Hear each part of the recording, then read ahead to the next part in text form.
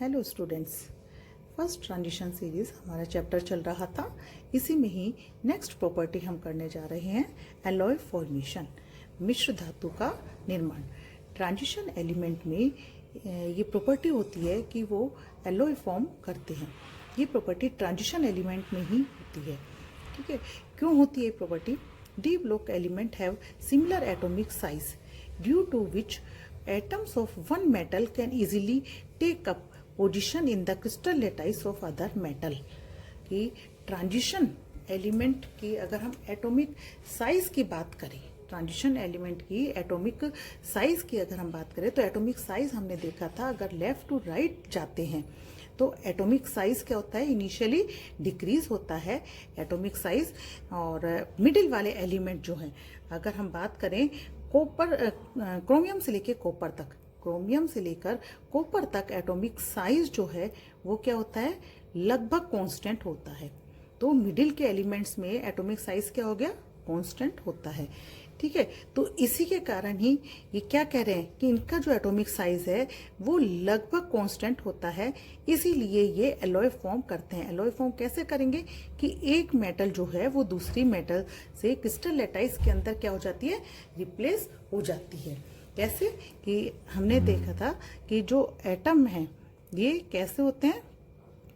Spherical in size में है, तो इस तरीके से ये एटम रहते हैं। ठीक है, ये क्या है हमारे पास में? ट्रांजिशन मेटल है। ठीक है, इसी में ही अब हम कह रहे हैं कि जैसे ये एक अदर मेटल हो गया बीच में। ठीक है, फिर यहाँ हमने कह दिया ये अदर मेटल है, ये भी एक दूसरा मेटल है। ठीक है, तो ये हो गया हमारे पास में मेटल ए।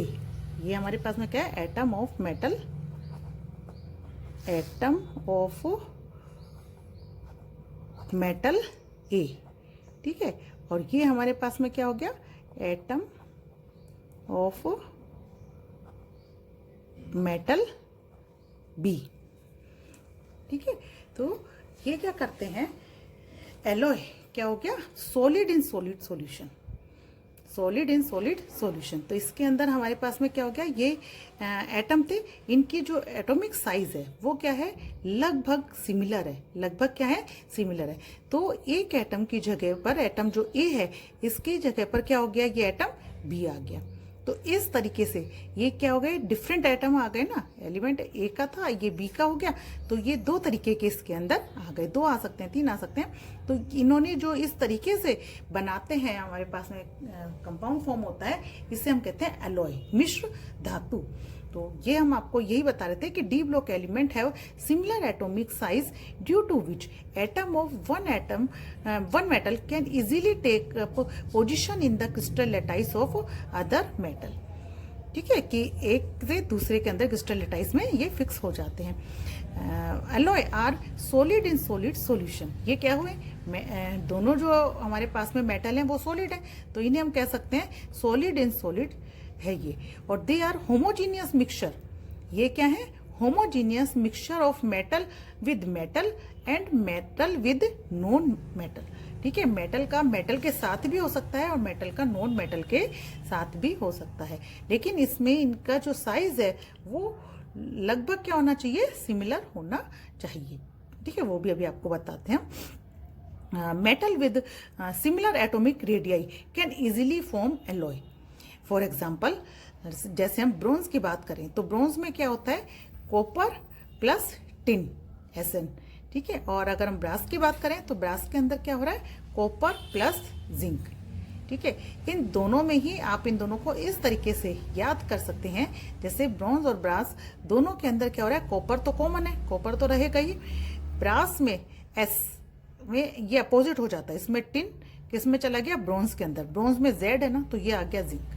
ठीक है, इस तरीके से आप इसको याद कर सकते हैं कि ब्रॉन्ज के अंदर कॉपर प्लस टिन है Sn, और ब्रास के अंदर कॉपर प्लस जिंक है।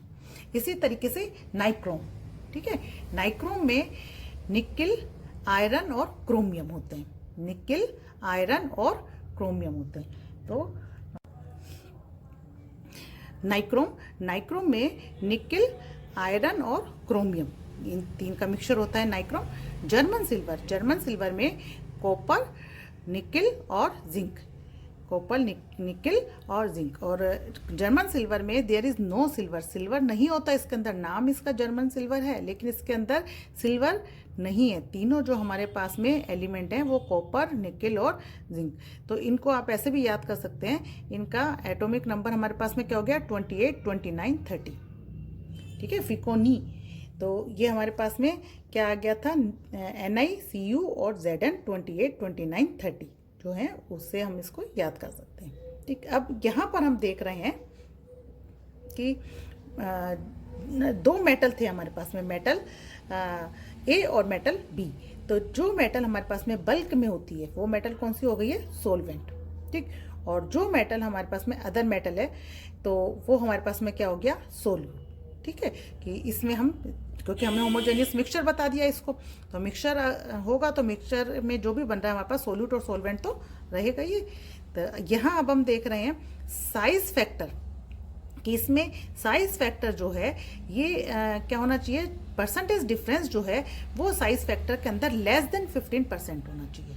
कि हम जो मेटल ए और मेटल बी ले रहे हैं, सोल्यूट और सोलवेंट जिसे हम बता रहे हैं, इनका जो साइज डिफरेंस है वो क्या होना चाहिए, लेस देन 15% होना चाहिए। हम कह रहे हैं लगभग सिमिलर ही होती हैं ये, तो इनका साइज डिफरेंस क्या होगा, 15% होगा। और परसेंटेज ऑफ डिफरेंस हम निकालेंगे कैसे, radius of solute minus radius of solvent divided by radius of solvent, कि इस तरीके से हम इसकी परसेंटेज डिफरेंस निकाल सकते हैं।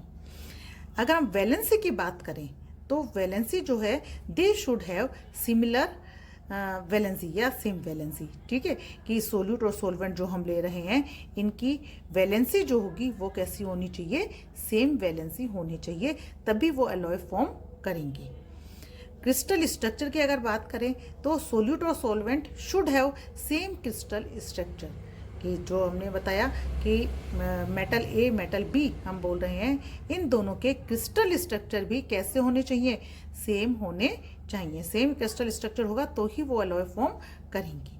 ठीक है, इलेक्ट्रॉन नेगेटिविटी की अगर हम बात करें तो इलेक्ट्रॉन नेगेटिविटी जो है, इनका दोनों का इलेक्ट्रॉन नेगेटिविटी का जो डिफरेंस है, कि difference in electron negativity should be close to 0, कि इलेक्ट्रॉन नेगेटिविटी का जो डिफरेंस है वो लगभग क्या होना चाहिए, 0 होना चाहिए, 0 के आसपास ही डिफरेंस होना चाहिए, तभी वो एलॉय फॉर्म करेंगे। तो ये कुछ एक तरीके से हमारे पास क्या आ गई हैं, इनकी कंडीशंस आ गई हैं, कि ये कंडीशन अगर लगेगी तो जो मेटल है, मेटल ए और मेटल बी हम कौन से ले सकते हैं, कौन से वाले होंगे, वो एलॉय फॉर्म करेंगे। अब एलॉय फॉर्म जो है देखा जाए तो इसकी हमें भाई ज़रूरत क्यों पड़ रही है, एलॉय फॉर्म करते हैं, हमारे पास में मेटल कितने से मेटल है भाई, इधर आप ये मान लो कि 40 मेटल इसमें डी ब्लॉक में हो गए और इतने कुछ मेटल हमारे पास में एस ब्लॉक के हो गए। लेकिन अगर हम आयरन की बात करें, इतने से मेटल से हमारी सारी जितनी भी हम चीज़ें बनाते हैं वो सब चीज़ों की पूर्ति नहीं होती। आयरन को ही देख लो, अब आयरन जो है वो कितने फॉर्म में काम में आ रहा है हमारे पास में, कि आयरन अगर आप ब्रिज की बात करो तो वो अलग तरीके का आयरन काम में आ रहा है। ठीक है, अगर आप किसी जाली पे लगा रहे हो आयरन तो वो अलग आ रहा है, आयरन का कोई गेट बना रहे हैं तो वो आयरन अलग है। तो आयरन डिफरेंट टाइप का आयरन है ना, अपने आसपास भी आप देखो तो आपको कई तरीके के आयरन दिखेंगे। तो उनमें क्या हो रहा है कि हम आयरन के अंदर दूसरा मेटल मिला रहे हैं और वो भी क्या होगा, एक रेशो के अंदर मिक्स होगा, इससे ये अलॉय बनाएंगे और ये डिफरेंट टाइप के अलॉय बनते हैं, इससे चीज़ें होती हैं। ठीक है, अब जो ये अलॉय बन गया है इसकी प्रॉपर्टी क्या है, अलॉय की प्रॉपर्टी क्या है, इंडिविजुअल मेटल से ये अलॉय किस तरीके से डिफरेंट होता है। More resistance to corrosion than individual metal, कि जो अलॉय बनता है, जैसे हम अगर आयरन की बात करें और आयरन का ही दूसरा अलॉय बनाए तो जो अलॉय बनाएंगे वो क्या होगा, कोरोजन से उसको रेजिस्टेंट करेगा। ठीक है, किसके कंपेयर में, इंडिविजुअल मेटल के कंपेयर में। Generally harder than pure atom, कि जो प्योर एटम है इनका या प्योर मेटल जो है, इससे ये कैसे होते हैं, ज़्यादातर ये हार्ड होते हैं। It has high melting point, किसके कंपेयर में, सारे कंपैरिजन जो हम ये कर रहे हैं वो सब कंपैरिजन होंगे इंडिविजुअल एटम या प्योर मेटल जो है इनके कंपैरिजन में ही हम इनको कर रहे हैं। तो इनका जो एलॉय जो फॉर्म हुआ है, इसका मेल्टिंग पॉइंट जो है वो कैसा होगा, हायर मेल्टिंग पॉइंट होता है। इट हैज़ हाई ड्यूरेबिलिटी, इनकी जो ड्यूरेबिलिटी है वो भी क्या होगी, हाई होगी प्योर मेटल के कंपेयर में। It has more ductility, ductility इनकी क्या होगी, हाई होगी। It has high malleability, malleability क्या है इनकी, हाई है। टेंसाइल स्ट्रेंथ क्या है इनकी, हाई है। अभी हमने बताया था ना आपको कि आयरन को अगर हम ब्रिज पर लगा रहे हैं तो वो एक अलग तरीके का आयरन हो गया, रेलवे ट्रैक पे लगाओ तो एक अलग तरीके का आयरन हो गया। तो इनकी टेंसाइल स्ट्रेंथ जो है वो क्या होगी, डिफरेंट होती है। तो टेंसाइल स्ट्रेंथ डिफरेंट कब होगी, जब हम मेटल ए मेटल बी को हम डिफरेंट रेशो में रखकर मिलाएंगे तो उसकी स्ट्रेंथ भी क्या हो जाएगी, अलग अलग हो जाती है। तो इस तरीके से ये जो प्रॉपर्टीज़ है वो प्रॉपर्टी किस में मिलेंगी, हमें अलॉय के अंदर मिलेंगी। ये प्रॉपर्टी जो इंडिविजुअल एटम है, इंडिविजुअल मेटल जो है उससे क्या हो रही है, डिफर हो रही है। ये प्रॉपर्टी इंडिविजुअल एटम से डिफर हैं, इनके कंपेयर में ये प्रॉपर्टी हमें अलॉय के अंदर मिलती है। तो इस तरीके से ट्रांजिशन एलिमेंट जो है इनके अंदर अलॉय बनाने की टेंडेंसी होती है। ठीक है, इसी टेंडेंसी, और ये टेंडेंसी इनमें क्यों आ रही है, क्योंकि इनका जो एटॉमिक साइज है वो क्या हो रहा है, लगभग सिमिलर एटॉमिक साइज है। कहाँ तक, क्रोमियम से लेके अगर हम कॉपर तक जा रहे हैं तो वहाँ पर क्या हो रहा है कि साइज इनका सिमिलर आ रहा है। और साइज सिमिलर क्यों आ रहा है, क्योंकि इसमें न्यूक्लियर चार्ज जो है वो और शील्डिंग इफेक्ट जो है ये एक दूसरे के इफेक्ट को क्या कर देते हैं, काउंटर बैलेंस कर देते हैं। ये एक दूसरे के इफेक्ट को काउंटर बैलेंस कर देते हैं, इसलिए इनका जो साइज है वो मिडिल वाले एलिमेंट्स में लगभग कांस्टेंट आता है। इसीलिए हम आपको ये बता रहे हैं कि जो प्रॉपर्टी है वो एक दूसरे से क्या होती है, लिंक्ड है। अगर एक प्रॉपर्टी को हम पढ़ रहे हैं तो दूसरी प्रॉपर्टी को उसके साथ में पढ़ना थोड़ा सा आसान हो जाता है। अगर आपको एटॉमिक साइज वाला क्लियर है तो आपको ये चीज़ भी इससे क्लियर हो जाएगी। और oxidation state, variable oxidation state तो आपके ज़्यादातर सब में आ रहा है। अब आपका जो नेक्स्ट टॉपिक रहेगा वो है मैग्नेटिक प्रॉपर्टी।